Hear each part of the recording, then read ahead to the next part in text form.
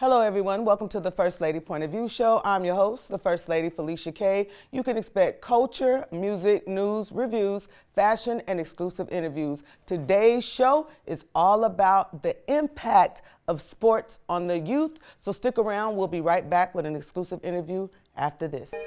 You tuned in. It's the First Lady Point of View.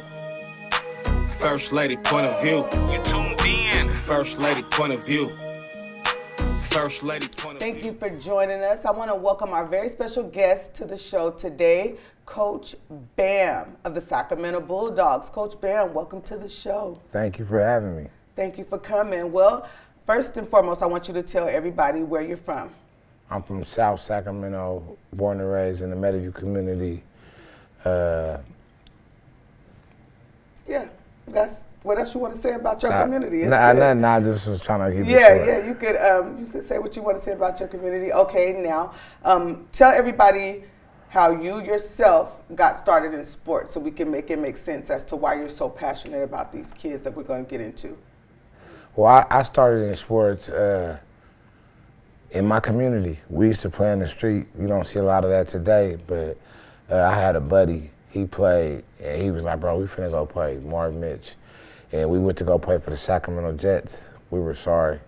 So we went to go play for the Vikings. I fell in love with football on the Sacramento Vikings. And how old were you? I was 8 when I played on the Sacramento Jets. I was 9 when I went to the South Sac Vikings. And how long did you play? Because you played for years after that. I played till I was 13, and I broke my arm when I was 13. So I missed my 13-year-old season, then I went. It was 8th grade, and I went to high school. Okay, so tell everybody what made you want to get into the youth coaching. To be honest, just going to prison and telling myself I need to do something else. Okay. Was that like more about you wanting to do something else, or you wanted to keep these kids from going to prison? I wanted to heal the hurt in the neighborhood. Like, this is the way I put it. Now that I'm older and I know exactly how to put it, by doing the things that we did in our neighborhood, we hurt our neighborhood. So I figured, okay, let me go back to where it was people that was in our community guiding us to do right, and we just didn't listen. So I chose sports, because that's the biggest outlet in the neighborhood. Youth sports is the biggest outlet by far in the community to get your hands on kids that you can help. So that's why I chose to dig into the youth football. I've been coaching almost 40 years. Yeah. I'm 45 years. I've been coaching since I was like 21, 22. So I always knew that what I wanted to do. So I attacked it, and here I am today. Like, it's bigger than life now, but you know what I mean, I struggled to do what I had to learn. You just can't get up and say, oh, I'm a coach. Right. It take a lot. A lot. Because the kids look up to you. But to me, it kind of made sense that you went into the sports, like as far as not just because you played, but because people respect you, and kids look up to you. So it was an easy transition, I would think, and they listen to you. So it's easy to coach children that are willing to listen, I would assume. I never coached before, but I just know it seemed like it would be, I know it's hard because a lot of these kids, they got things going on. Like you said, it's communities, like probably where they're from and things of that nature. You got people telling them don't play. You ain't gonna make it. You know what I mean? It's all type of, the list goes on of how much negative that they have and on the right side, and I'm on the left trying to get them to do right, because I was there. You know what I mean? It was people that laughed at us for playing football because their mom couldn't afford it. We didn't know that as kids, though. You mentioned that people would, like, laugh at you guys when you guys wanted to play, and then you said that there's people that say you'll never make it when the kids say they want to play. But now that set me up for a question that a topic I wanted to talk about a little bit further down. But because we know that that's not true, because I watch, like, you shout out different ones that you've worked with or that you've coached that went on to college, and even some went to the NFL. 5. 5. You got 5. Yeah, might be more than that. Yeah, that's huge. That's like it might be colossal. more than that. That's something that people need to really understand, that this is bigger than just the outlet to get these kids productive. This might set these kids up for what their true calling is at the end of the day. Because some of these kids that went off to go pro, they probably got the same thing you got when you and your peers started playing football. And look at them today. Like, I always get so proud when I see like you guys acknowledging different ones, and I'm like, oh yeah, I remember when they coached that kid. Like, when he or we know their parents. Or you know their parents. Yeah, so that's always a good thing. So mandatory. Yeah, so it's just real important, and like I said, that's why the topic of the show today is the importance of youth in sports, not just about them going pro or getting scholarships and going to college. It's about keeping them productive. For one, not just keeping them out of trouble, but it's keeping them something that our culture don't talk much about, but it's keeping them active. So the more active you are, and I know you guys teach them about like nutrition and stuff of that nature. It keeps them healthy. Don't drink sodas. Yeah, it keeps them healthy, like it just by default. Because in order to like play sports, you got to have good grades, right? And then you also got to have a healthy diet. You got to think about what you're putting in your body and how much you move, and you know those things. All of that goes together in the importance of the youth in sports, as far as I'm concerned. Yeah, so you feel the same way. So is that a struggle for you as far as getting the kids to follow these regimens? I mean, you got young men out there playing football that got a dad at home and he's never at practice. Okay. Never at games. So the impact of what they need just to be successful, it don't start with it got to be more than just me. Right. Like a lot of these kids that have the resources, they're going to trainers. Like you got trainers popping up like liquor stores. Okay. Because who's going to get the kickback? When they go to college, when they go to pros, they don't kick the youth coaches back. Because youth football ain't really important until you get to high school. That's what people think. But you got some kids that's humble, they come back like, coach, without you, I wouldn't have been able to do it. I see that. All of them don't do that though. Yeah. Some of them going to go get that money to the trainer because he think that's what got him there. But mentally, training ain't gonna, you gotta have the mental capacity to make it to the next level.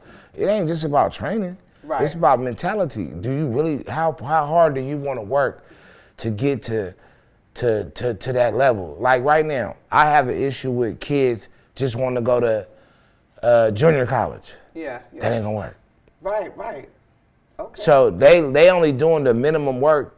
They're not doing the maximum work to go to Oklahoma, Alabama, Georgia. Some of these small schools is just like going to high school. Yeah. Some of these junior colleges, and it's a waste of your time. You might well get a job and live the rest of your life. If you're trying to play football, because everybody it's 50, 60 kids on a team. There was only 30 or 40 on the football team. So now you're going to junior college, you got to compete with more kids. So it's so many different things kids and parents don't understand about how to make it. And believe me, some people won't listen to me because I didn't make it. Right. But I got kids that made it. Exactly. I know how to get you there, for sure. That's what matters. All you got to do is listen. That's with anything, though. I had to listen. At one point, when my football career was over, the next step of life, I had to listen. What you gonna do? You gonna hang out on the streets? One day I said, I ain't hanging out on the streets no more. I ain't doing that. I gotta find some structure outside of the streets. So I found this. Started my own team. I started off as a coach on several different teams. I took a little bit of positive from everybody, from Curtis Richards, from Dalion Hopkins, and Curtis Clark, and different people that I learned from, and I had to make my own. So that's what I did when I started the Bulldogs. And now I'm trying to build a culture that people in the community, we want to be just like the kids in the suburbs. Right. Just because we live in the neighborhood, like it's certain things that I'm not going for. We're not wearing mismatch helmets. We're not doing none of that. Right. Because when people come and see my kids, they're gonna say, okay, they doing this in the neighborhood, in the community. Yeah, this is what we doing in the community. Good. We living a good life too. I mean, everybody don't have to go to sleep at night wondering where their meals is at. Especially if you asking them. And some coaches don't talk to kids. Right. And we're getting a lot of that in the suburbs. Yeah. They don't know. They don't understand what these kids is going through. What they gonna talk to them about? Right. So you take the kid from me out of youth football, and because he's good, you take him up to I'm going to say Folsom, the Elk Grove schools, because they know we can take all these kids that can't play, give us that one kid that can. Yeah. But we don't care what that kid going through at home. Right. Long as he running this ball and he throwing this ball, they don't care. But see, that's what look, them kids, that's the difference. Like, I love that shot that you guys are seeing on the monitor right now. That just represents family to me. Like, all those kids had smiles. It was bigger than sports. Yeah. You know, and that's the thing. And it goes to what you was just now saying. It's like the caring aspect.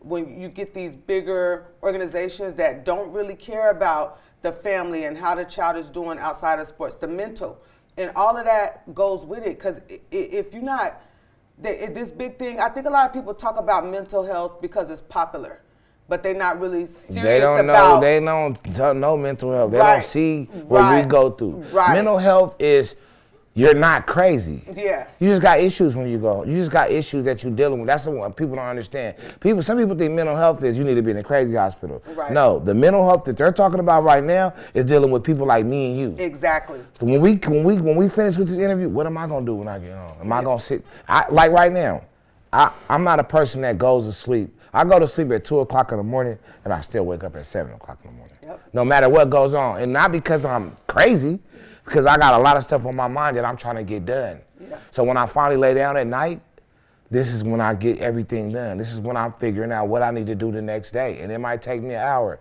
The TV's watching me. So that's a good point that you hit on that mental health, because I see everybody saying, oh, we need to do the mental health, check on the mental health. It's been problems with mental health. Right. But where are you going to start at? Right. These kids, exactly. That's why. I got kids that tell me every day, Coach, I ain't got no socks. But he might have everything else. And not to say he don't have nothing. Some kids walk outside with their socks on. When we came up, we couldn't do that. Yeah. The way we came up, our grandmother would be like, you outside with no socks on? Yeah. With your socks on? Yeah, no shoes. And then it's not about catching something. It's about me having to buy socks every 2 weeks. That's money that we don't need to be wasting. Yeah. And so mental health is so, I ain't gonna lie, that you touched me with that, because I really be paying attention to people on social media and the news, and it's a very big topic, and it's crazy you said it's like a fad. I agree with you on that. Yeah. Because some people wanna be crazy. Yeah. Like some of these parents that we deal with, you dropping your son off at practice for 2 hours, you're never at practice, so we're dealing with him. But then when you get home, he get to stay up all night. He get to eat whatever he want. He get to do whatever he want. So everything that we just instilled for your 2 hours that you asked me to deal with your child is out the window. Yeah. So what you think we can do different? I know that's one of the main reasons why I wanted to have you on this platform, because this is the kind of stuff that they'll pay attention to.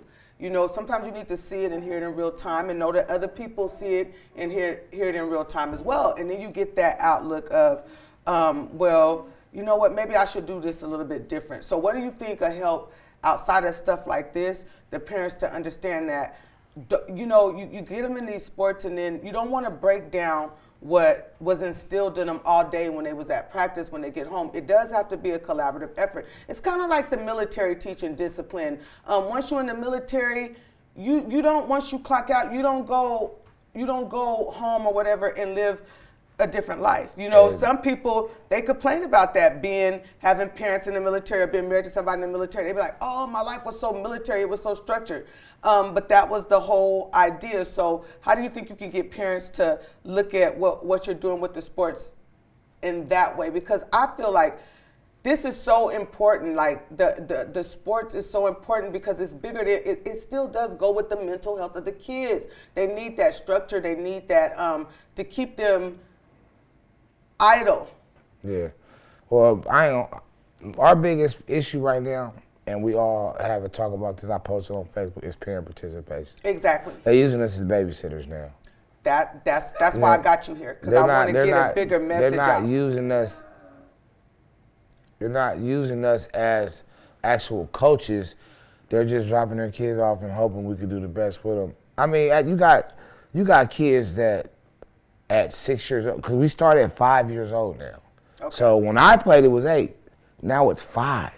So you got kids out there at 5, you wouldn't believe the capacity of their brain and what they're what they could say. They smart now. Yeah. It's different. They smart and they bad. Yeah, because I'm just keeping it. Yeah, but that's where the structure comes in. That's why this is important. Some parents don't believe that a 5-year-old could be that bad. But that's So why when I tell them like it's unfortunate, but sometimes we get too many kids and we gotta cut kids. The first ones to go. How do you go about that? Listening. It's a contact sport.